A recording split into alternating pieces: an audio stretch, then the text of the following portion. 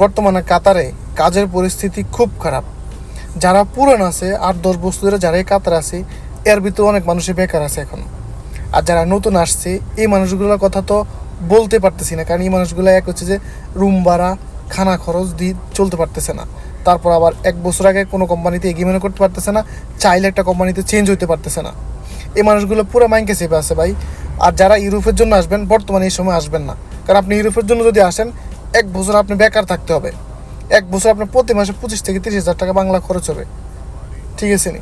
তো যারা এখন আমাকে মেসেজ করেন যে কাতার আসতে চাই কেমন হবে, ভাই একদমই কোনো ভালো হবে না। আপনি কাতার আইসেন না, দরকার হলে অপেক্ষা করেন ভালো কোনো নিউজের জন্য।